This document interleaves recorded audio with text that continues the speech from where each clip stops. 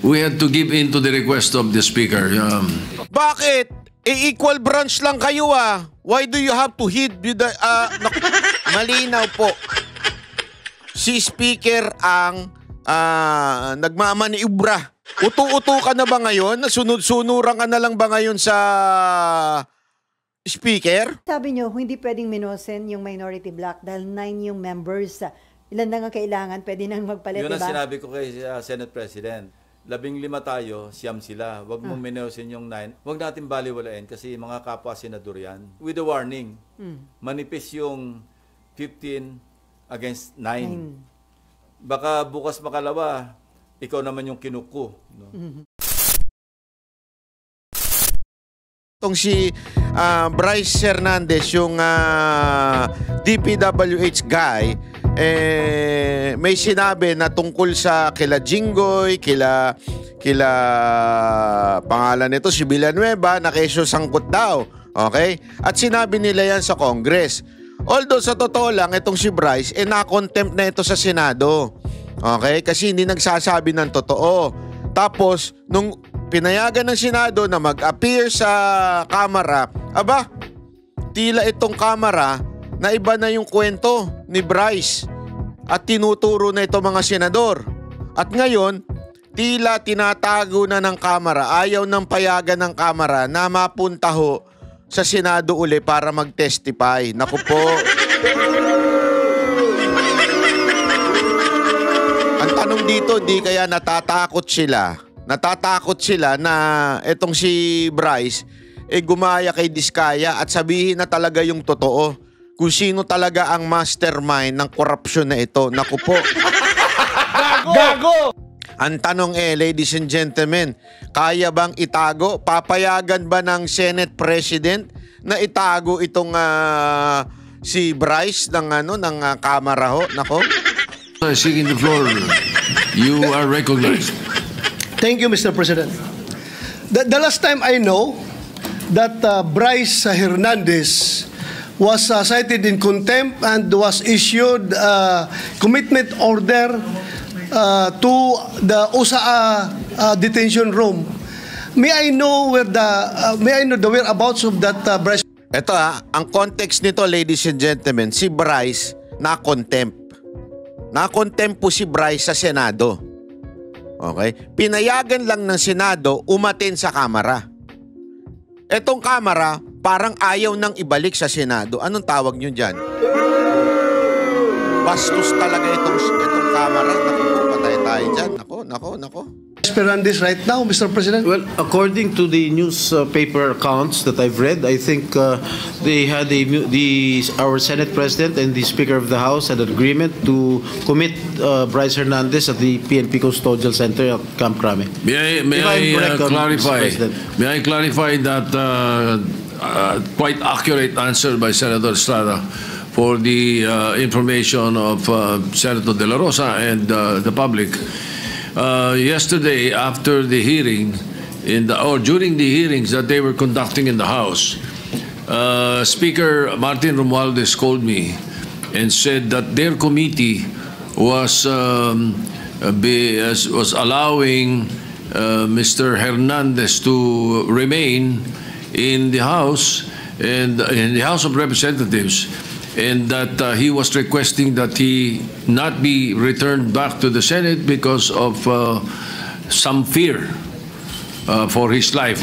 That is according to him. So what I did was I asked the Speaker what he plans, because we cannot allow that. I said he is under our custody and therefore he is in contempt in the Senate. Pag iniwan namin sa inyo, sabi ko, ibig sabihin niya para namin pinawalan. Correct, Kaya Mr. hindi President. ako pumayag. Correct. So Correct. what I did was I asked the Sergeant-at-Arms to bring Mr. Hernandez to the PNP Custodial Center, and that is where he is now. Still under the care of the OSAA. Mr. President, is there a possibility that we can commit him back here in the Senate? Of course, during he's still under custody of the Senate, and therefore Let him be jailed here, Mr. President. indirects. We had to give in to the request of the Speaker. that he be not returned here as... Yeah, but Mr. President, I think Bakit ka susunod sa speaker? Gago! Bakit? Equal branch lang kayo ah. Why do you have to hid with the... Ladies and gentlemen malinaw po. Si speaker ang nagmamaniubra. Kasi tinatanong ni Jinggoy, bakit doon sa PNP custodial if totoo yung sinasabi ni Senate President Soto na under pa rin niya ng Senado? O edi sana ibalik nyo sa Senado. Ang sabi ni Soto, hindi, we have to heed with the request of the speaker. Bakit? Anong meron?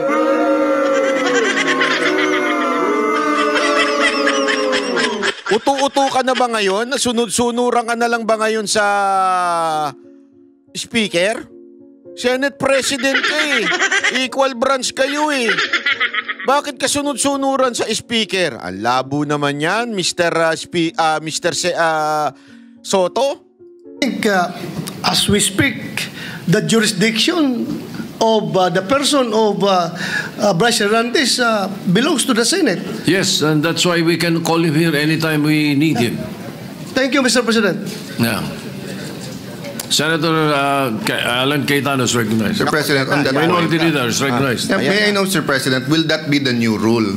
Because under the present rule, kung sino may jurisdiction, siya'y magde-decide. So for example, siya'y incarcerated under RTC. So magpapaalam tayo sa RTC kung pwede nating hiramin. So nagpaalam sila sa atin kung pwede natin nila hiramin yung witness. Kasi insulto po sa atin yung sabihin may mangyayari sa kanya dito. Grabe no? Soto, wala ka pala eh. Sorry pero manindigan ka naman para sa institusyon ninyo. Huwag mong hayaan na nagdidesisyon si speaker. Dalhin nyo dyan. Ilagay nyo dyan sa loob si Bryce. Sila yun ang hiram eh. Yun ang sinasabi ni Senator Cayetano eh. Nang una po, 24 tayo na lahat independent. Sinabi na rin po ng Senate President na ginagalang natin na independent ang Senate. Never naman po nagkaroon ng problema dito. ZTE, Pangulo pa. I remember dito, muntik kaming maghablutan if Senator Lacson remembers with former Congressman Andaya, with our other witnesses, with Secretary Neri. Di ba, parang may PSG pa atang pumasok, whatever, no? But we were able to handle it well and come to a conclusion. My point, Mr. President, is this. What if the reverse happens now? What if we borrow a witness from the House? Papayag, is that the new rule now? Na PNP custodial na, or makikiusap tayo pabalik sa House? Because I don't think we should change rules without doing it either in caucus as a group. Wala pala kayo eh. Tuta pala kayo ng Senate President, tuta pala kayo ni Romualdez eh. Magsara na lang kayo. But I see the wisdom, Mr. President, of your immediate action. I'm not questioning your immediate action, Mr. President. I'm just asking, moving forward, shouldn't we keep the old rule na kung sino may custody, yun ang mag-keep nung custody niya, Mr. President? Yes, and that is the decision that the presiding officer made last night. Indeed, you are right. He is in our custody. Now, what we did yesterday was what we call parliamentary courtesy in accepting the proposal that he be not returned here but still under the care of the Senate. Now, in the issue of, let's say, keeping it here, or the previous tradition that the Senate may cite in contempt anyone and keep him here. We have also placed a witness to Muntinlupa, if you will recall. Yes. We also even sent somebody to the Pasay City Jail. So I don't see any reason why we cannot commit this particular fellow to the PNP Custodial Center. But then again, I will leave it to the decision of the body. That was my decision last night. But if there is something that is a new decision that you would want, I will throw it to the body. Mr. President, I respect your decision, and I will tell you if I don't. I have always been honest and told you what I thought, no? And I do agree that certain decisions have to be made right away by the Senate President at that point. And you do not want a constitutional crisis or ayaw natin mag-agawan ng witness sa gitna ng and it. Ayun na no? Kakaiba rin to si Senator Cayetano eh. Sinabi na niya na, alam mo, naintindihan naman kita eh, ayaw natin magkaroon ng constitutional crisis. Kasi alam niya, napapalagan talaga ni si Speaker Martin Romualdez, itong pagiging desisyon ng Senado. Kaya nag-give way na itong si Soto. Ang problema dyan, ladies and gentlemen, medyo sablay po yun. Sablay yun sa tingin ko. Kasi unang-una, hindi naman po ito witness na pareho. Di ba? I mean, nasa inyo na eh. Pinahiram nyo lang. Pwede bang ipahiram nyo tapos ibabalik sa inyo pero ibabalik sa iba muna? Diyan lang muna yan. Huwag nyo nang ibalik sa inyo.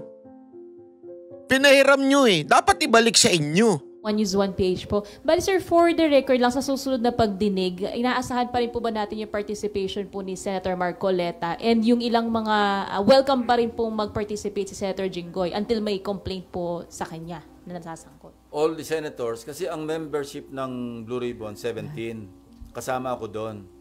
Plus ex officio na 3 na lang naiwan kasi ex officio ako. So, bali ilan yun? 3 lang yung o 4 lamang yung senador na hindi members who can also participate. Ano? Now, yung minority representation, iwanan namin sa kanila, bibigyan lang namin sa kanila yung numero. Ito yung inyong number of slots sa membership. Kayo rin ang bahalang pumili kung sino yung vice chairman.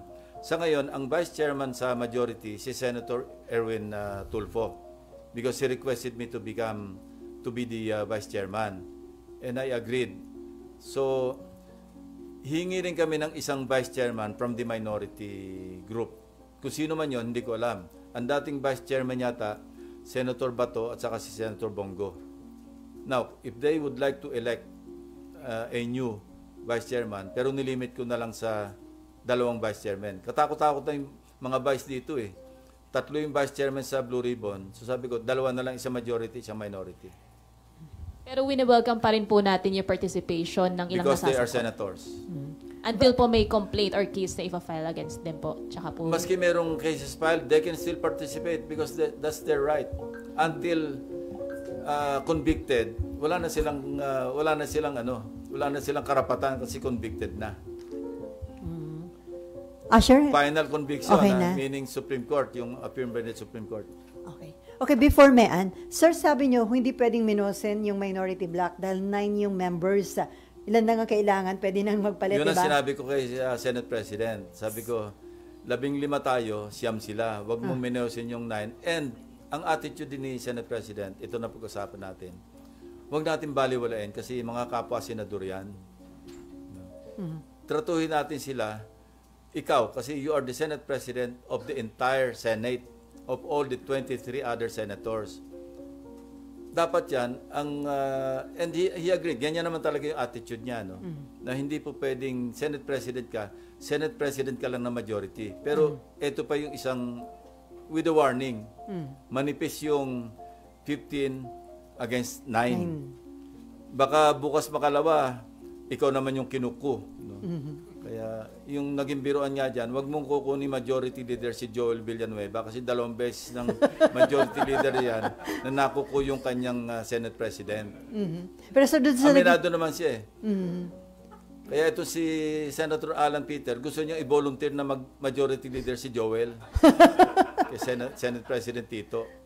Pero sa dun sa naging complaint These are kahapon, light moments lang ito. pero dun sa naging complaint ng minority, dun sa naging decision tungkol kay Bryce, sa tingin nyo, dun napakita rin yung mahusay na leadership ni Tito Sotto na ang naging ending pinalipat sa Pasay City Jail. Yes, parang sabihin natin Solomonic, pero temporary yun eh.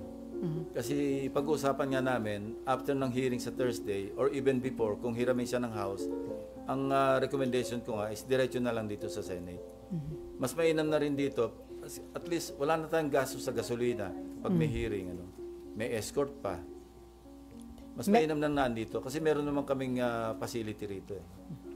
Okay, Maan. Sir, sabi nyo kasi kanina, hindi lahat priority na imbitahan yung mga contractors. Sino lang po yung priority sa Webes na harap? Pag-usapan pa namin mamaya. Kaya nga, pakawalan nyo na ako kasi may meeting ako. Sir, pahabol daw isa si Malu. Sir, kasi sabi niyo na mayagpag yung mga diskaya, 2016 to 2022. Sir, senador po kayo nun, hindi niyo po natunogan that time? Hindi namin kilala si Diskaya noon. Ngayon nga lang nagsulputan eh. Okay. Kasi yung contractor hindi pa naman lumalabas kung sino-sino, di Sir, ba? pero yung pagsisingit sa budget? Marami na ako na-check noon eh. Siguro nabawasan lang. Marami ako na kaltas noon, year in, year out. Okay. Sa budget ng DPWH. Marlon, may pahabol? Sir, sa dami niyo pong inimbestigahan na anomalya sa gobyerno, irregularities, paano niyo po irarank tong flood control scandal? One of the most challenging ito, actually. Kasi complex at saka masyadong widespread. Kaya hindi mo alam kung sa katutungo kasi nakakahilo. Kung ano yung uunahin mo. At saka, basta medyo complex. Maski nga si Secretary Dizon, overwhelmed siya eh. Sabi ko, sama niya sa priority niya yung barbershop. Kasi mukhang hindi na nagpapagupit yung mama. Is it also the worst that you've seen so far? I think so, yes. Even worse than yung Napoles na, yun din na observation ni Secretary Dizon sa kanyang based sa experience. At sir, panghuli na lang sir, ngayon kayo na ni Senate President Soto nasa posisyon, do you think mapapabilis na ho yung completion ng Senate building? Wala si Mabe, ako na nagtanong in behalf of Yes, we elected Senator Loren na siya yung accounts chairman. At tubilis siya, sabi ko, tulungan na lang kita. Kasi ang tradisyon, pagka Senate President pro tempore ka, isa lang yung committee dapat hawakan. So pinag-iisipan pa nga namin na bibitiwan ko yung electoral reforms. Kaya lang, napag-usapan ako ni Senate President, meron siyang bill sa party list. So kayo pa rin? In the meantime, but eventually, I will relinquish yung chairmanship ng electoral reforms dahil nga isa lang dapat. So yung accounts, hindi ko na nga mahawakan. Sabi ko lang kay Senator Loren, bigyan lang kita ng staff backup na mga sanay na doon sa Senate building para mapadali. Sabi ko, ikaw rin, alis ka ng 2028, matikman mo man lang na mag-opisina ron. Yun ang challenge sa kanya. Yun ang parang, yun ang karot.